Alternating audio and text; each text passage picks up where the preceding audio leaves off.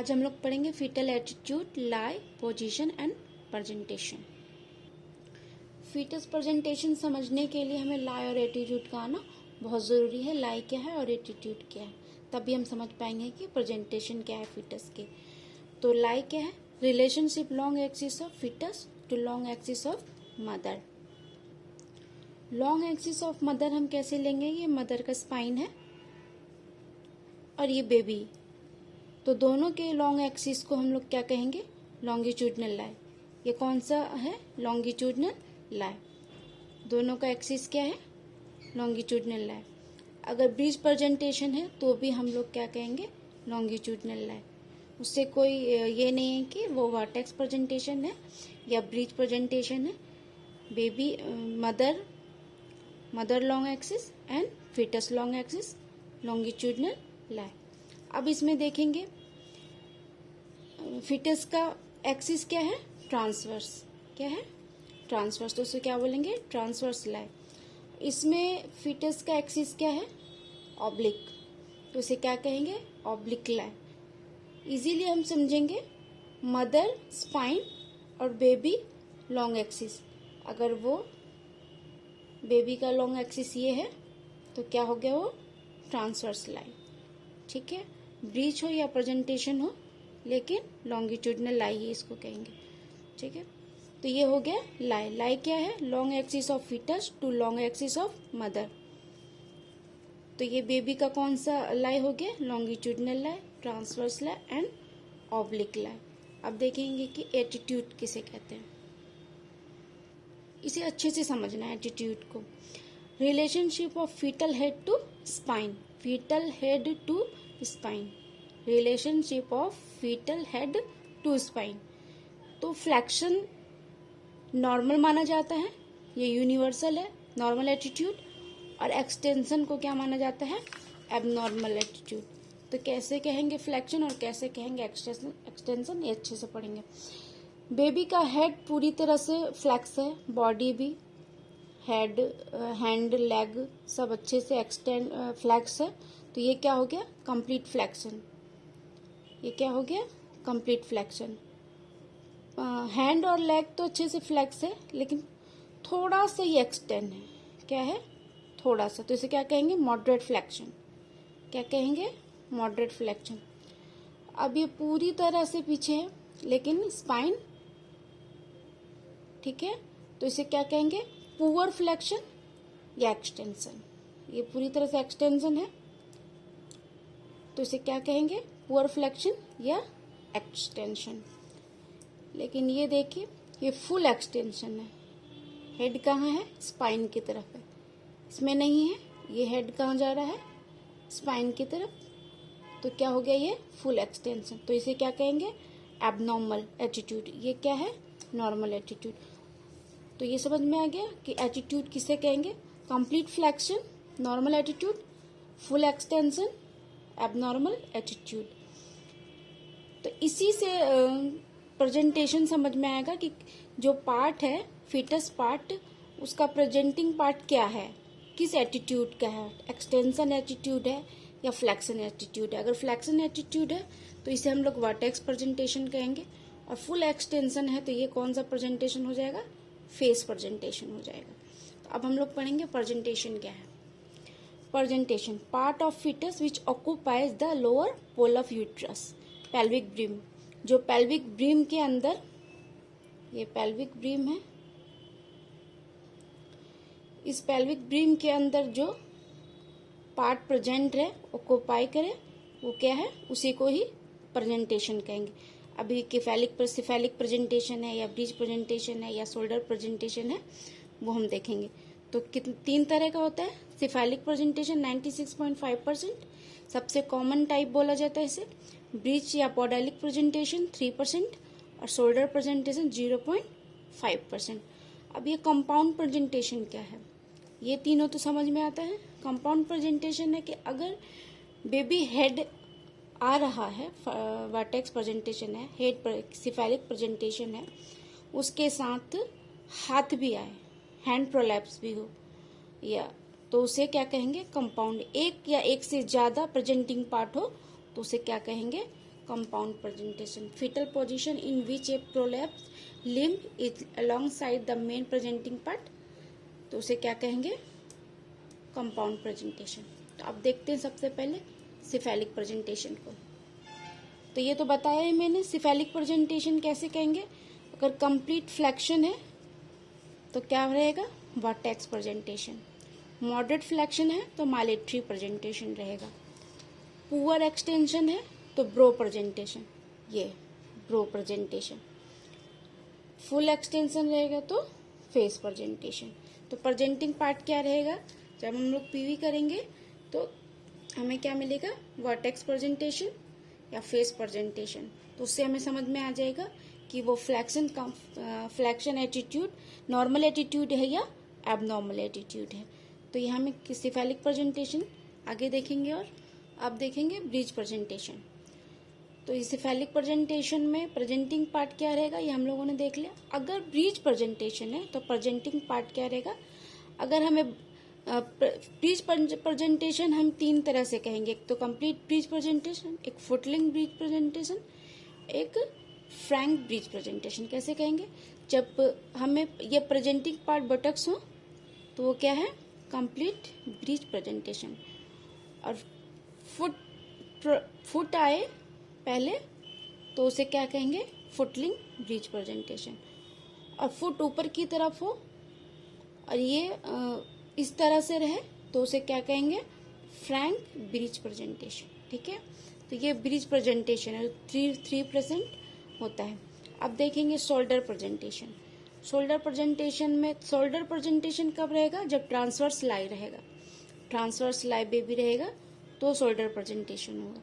या तो शोल्डर आएगा या आर्म आएगा या ट्रंक आएगा, ट्रंक प्रेजेंटिंग पार्ट रहेगा।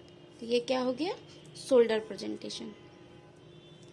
अब आ जाते हैं कंपाउंड प्रेजेंटेशन, जो एक या एक से ज्यादा प्रेजेंटिंग पार्ट हो। मैंने बता ही दिया, हेड के साथ हैंड आए या लेग आए या बोथ हैंड आए तो क्या हो गया? Compound presentation. अगर ब्रिज प्रेजेंटेशन है तो बोथ लेग एक साथ आए तो वो क्या है? Compound presentation. अब हम लोग देखेंगे पोजीशन। लाई एटीट्यूड और प्रेजेंटेशन हम लोग समझ चुके हैं। अब हम लोग पोजीशन समझेंगे। पोजीशन को अच्छे से समझना है। Relationship between a specified bony landmark, maternal pelvic या फीटल प्रेजेंटिंग पार्ट। तो मैटरनल पेल्विक में जो लैंडमार्क क्या क्या है? फीटल प्रेजेंटिंग पार्ट, फीटस का जो प्रेजेंटिंग पार्ट है उसका पोजीशनिंग क्या है, उसका पोजीशन क्या है, ये हम लोग देखेंगे। पहले ये समझ लेते, ये स्कल है तो ये ब्रो प्रेजेंटेशन मैंने जो बताया था। तो अगर ब्रो प्रेजेंटेशन रहेगा तो सिंसिपुट आएगा, ठीक है, फ्रंटल लॉब, फ्रंटल बोन। और वर्टेक्स प्रेजेंटेशन होगा पैराइटल बोन, ठीक है। अगर ऑक्सीपुट रहेगा, ये पीछे क्या है? ऑक्सीपुट, ऑक्सीपिटल बोन होती है तो ये क्या है? ऑक्सीपुट। फेस में मेंटम, ठीक है, फेस में मेंटम। ये हेड प्रेजेंटेशन की, जो वर्टेक्स प्रेजेंटेशन की बात हो रही है। तो अब आगे बताते हैं। ये पेल्विस हो गया। एंड पोस्टीरियर में क्या हो गया? सैक्रम। एंटीरियर पार्ट क्या हो गया? Pubic symphysis. ये क्या है? पेल्विक ब्रीम कैविटी, जो मैंने बताया था। पेल्विक बोन जब बताया था मैंने तो उसमें बताया था मैंने। तो ये कैविटी हो गया। तो लैंडमार्क हम लोग 8 पार्ट्स में डिवाइड करेंगे, ठीक है। तो ये हो गया डायरेक्ट पोस्टीरियर, इस साइड रहेगा तो इधर एंटीरियर, और इस में रहे तो ट्रांसवर्स, ये राइट पोजीशन हो गया, ये लेफ्ट हो गया, ठीक है। इसी में हम लोग हेड पोजीशन देखेंगे। तो हेड पोजीशन देखने के लिए ये अगर पेशेंट का हम लोग पीवी करते हैं पर वेजाइना तो लिथोटॉमी पोजीशन में ऊपर क्या एंटेरियरली क्या रहता है? मैंने आउटलेट में बताया था एंटेरियरली क्या रहेगा? मॉन्स प्यूबिस, ठीक है। नीचे क्या आ जाएगा? सैक्रम। तो सैक्रम क्या हो गया? पोस्टेरियरली हो गया और प्यूबिस सिम्फाइसिस एंटेरियर हो गया। अब देखना है हेड का ऑक्सीपुट किधर है। ऑक्सीपुट मैंने बताया पीछे की बोन को कहेंगे ऑक्सीपुट, ये ऑक्सीपुट है। ठीक है। अगर ऑक्सीपुट आगे की तरफ है तो क्या बोलेंगे, ऑक्सीपिटल एंटीरियर। अगर पोस्टीरियर की तरफ है तो ऑक्सीपिटल पोस्टीरियर। लेफ्ट में है तो लेफ्ट ऑक्सीपुट एंटीरियर। ट्रांसवर्स है तो लेफ्ट ऑक्सीपुट ट्रांसवर्स। पोस्टीरियर है या नीचे पोस्टीरियर है तो ये पोस्टीरियर साइड हो गया लेफ्ट का, ये राइट साइड का पोस्टीरियर साइड हो गया। ये राइट साइड है तो ट्रांसवर्स हो गया, और ये एंटीरियर की साइड है तो राइट ऑक्सीपुट एंटीरियर। तो ये साइड राइट का है, ये साइड लेफ्ट का है, तो ऊपर एंटीरियर है, नीचे पोस्टीरियर है, और बीच में ट्रांसवर्स है। तो ये समझना ये है कि ये हेड है तो ऑक्सीपुट ये है पीछे का हेड। अगर ये है तो ये क्या है, ऑक्सीपुट एंटीरियर है। अगर हेड ऐसे है, ऑक्सीपुट पीछे है, तो ऑक्सीपुट इधर है, बेबी का हेड इधर है, फेस आगे की तरफ है, तो ये क्या हो गया, ऑक्सीपुट पोस्टीरियर। यही हेड ऐसे हो जाए, पीछे का ये ऑक्सीपुट है तो लेफ्ट ऑक्सीपुट पोस्टीरियर। अगर ऐसे रहे हेड बिल्कुल सीधे, ऑक्सीपुट पीछे की तरफ, तो क्या हो गया, लेफ्ट ऑक्सीपुट ट्रांसफर। यही हेड ऐसे घुमा देंगे, ये ऑक्सीपुट इस साइड आए तो राइट ऑक्सीपुट ट्रांसवर्स। ठीक है, जिधर ऑक्सीपुट रहेगा वो उसकी पोजीशनिंग है। ठीक है, ये हो गया ब्रिज प्रेजेंटेशन में। डिफरेंट पोजीशन हो गया with vertex presentation and longitudinal line. ठीक है, अब हम ब्रिज प्रेजेंटेशन का भी देखेंगे इसी तरह। ये तो हमने देखा वर्टेक्स प्रेजेंटेशन का, अब ब्रिज प्रेजेंटेशन का देखेंगे। वर्टेक्स प्रेजेंटेशन समझ में आ गया है क्या है, हेड नीचे की तरफ और लेग ऊपर हो तो उसे वर्टेक्स बोलेंगे। अब bridge presentation, presenting part बटक leg हो और हेड ऊपर हो तो उसे क्या कहेंगे, ब्रिज प्रेजेंटेशन या पोडालिक प्रेजेंटेशन। अगर ब्रिज प्रेजेंटेशन रहेगा तो पोजीशनिंग क्या रहेगी, प्रेजेंटिंग पार्ट क्या रहेगा, सैक्रम रहेगा। ठीक है, अगर सैक्रम एंटीरियर है तो sacrum anterior, sacrum posterior, left sacrum anterior, left sacrum transverse, left sacrum posterior. ये राइट साइड है, लेफ्ट साइड है, तो इसमें प्रेजेंटिंग पार्ट क्या रहेगा, सैक्रम। इसमें क्या था, ऑक्सीपिट, इसमें ऑक्सीपुट था, इसमें सैक्रम। जैसे ये हेड है, ये सैक्रम है, बटक्स है, ये सैक्रम है,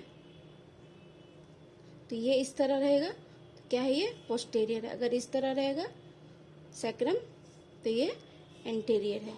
उसी तरह से इसको घुमा देंगे, जिधर सैक्रम रहेगा, अगर ऐसे रहता है, ये हेड है, ये सैक्रम है, तो राइट सैक्रम एंटीरियर होगा। इसी तरह से जिधर घूमता जाएगा उस साइड की ये पोजीशन हो जाएगी। तो ये bridge presentation and longitudinal line का हो गया। अब देखेंगे फेस प्रेजेंटेशन है तो प्रेजेंटिंग पार्ट क्या रहेगा, तो ये मेंटम, मैंने बताया अभी, फेस क्या बोलेंगे, मेंटम।